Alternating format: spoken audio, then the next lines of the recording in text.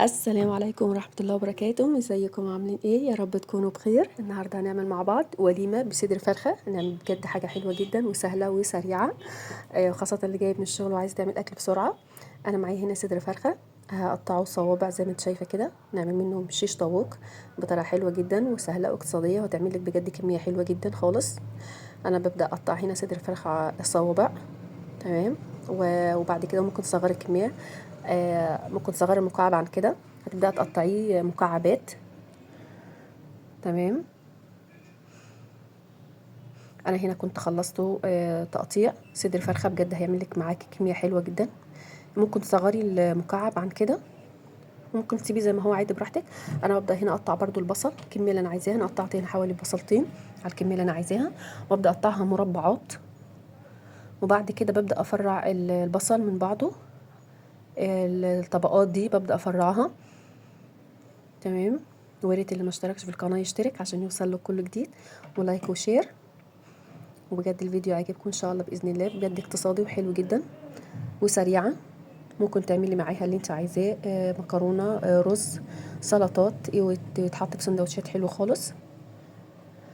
وهبدا اقطع البصل زي ما انت شايفه كده، تقطع الكميه اللي انت عايزاها على حسب الكميه اللي انت عايزاها. انا معايا الكميه الصدر خد معايا بصلتين كبار.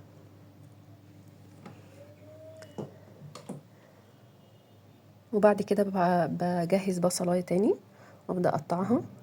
وبعد كده بركنها وببدأ اقطع بقى في الفلفل برضو مكعبات صغيرة، برضو على حسب الكمية اللي انت عايزاها. انا خدت حوالي هنا خمس حبات من الفلفل، فلفل رومي، ممكن فلفل اصفر، لو فلفل احمر عندك اي نوع منه الرومي هيمشي، هيبقى حلو جدا. وممكن تشكلي لو عايزة من الاخضر والاحمر والاصفر لو امكن، يعني ما فيش عادي من الفلفل الاخضر ده عادي. انا هنا قطعت الصدر فرخة والبصل والفلفل، وقطعت طماطمتين اتنين من الطماطم برضو قطعتها مربعات. وببدأ بعد كده دي تتبيلة عندي بصل وفلفل وطماطم وبهارات شيش طاووق وفلفل اسود، وربع كوباية من الخل ونص كوباية من المية. ممكن تشتريها من عند العطار او تشتريها جاهزة زي كده، بهارات الشيش طاووق بتفرق خالص. بضرب كل الحاجة دي في الخلاط وبعد كده بركنها على جنب. لما هبدأ استخدمها ببدأ بقى اجهز الشيش طاووق، طبقة من البصل وطبقة من الطماطم والفلفل وقطعة من الفراخ. هتعملي كده لغايه ما تلاقي عندك الشيش طاووق فيه 3 قطع من الفراخ. بجد هيفرق خالص في الكميه معاكي. انا مش بتبل الحاجه دي خالص، يعني انت اكيد هتاخدي بالك ان انا مش متبله اي حاجه خالص. انا بعد ما بخلص خالص الكميه كلها زي ما انت شايفه، بحطهم في صينيه وبنزل عليهم بالتتبيله اللي انا ضربتها في الخلاط، وبسيبهم حوالي ساعه او نص ساعه اقل حاجه، يعني ما ينفعش اقل من كده عشان تاخد في التتبيله كويس. وبعد كده بتبداي تعمليها على الجريلا من فوق في سمنه او زبده او زيت اللي يعجبك.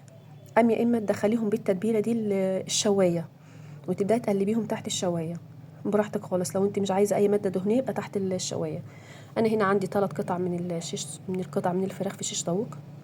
هبدا اخلص نفس الكميه زي ما انت شايفه كده، قطعه فراخ وقطعه فلفل وبصل. وبعد كده بحط قطعه من الفراخ. ويا ريت اللي ما اشتركش في القناه يشترك عشان يوصل له كل جديد، ولايك وشير.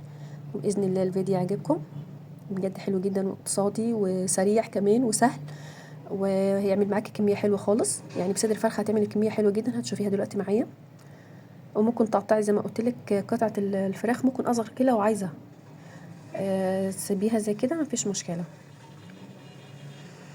انا ببدا اخلص بقى، انا هنا عندي 3 قطع. ببدا اخلص كميه، يعني بصي الكميه اللي عملتها بجد حلوه خالص، يعني صدر الفرخه عملت بيه كميه حلوه.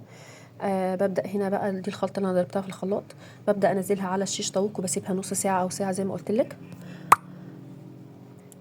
خلاص حطيتهم في صينيه زي كده، وببدا ادخلها، ببدا ادهنها بالخلطه، بنزل عليهم بالخلطه. طبعا تزودي الخلطه على حسب الكميه اللي انت عايزاها برضو. عباره عن بصل وفلفل وفلفل اسود وطماطم وبهارات الشيش طاووق، وبسيبها هنا في الصينيه لمده ساعه او نص ساعه. وبعد كده بتطلعيه هيبقى زي ما انت شايفه كده، بجد حلو خالص وسهل ولذيذ وسريع خالص وعامل لك كميه حلوه. انا دخلته كميه دخلتها الفرن، وكميه عملتها على الجريلا من فوق في معلقه سمنه او زبده، وتبداي تقلبي فيهم. بجد كميه حلوه خالص وجميل خالص، وطعم الخضار حلو مشوي. ويا رب الفيديو يعجبكم. السلام عليكم ورحمة الله وبركاته.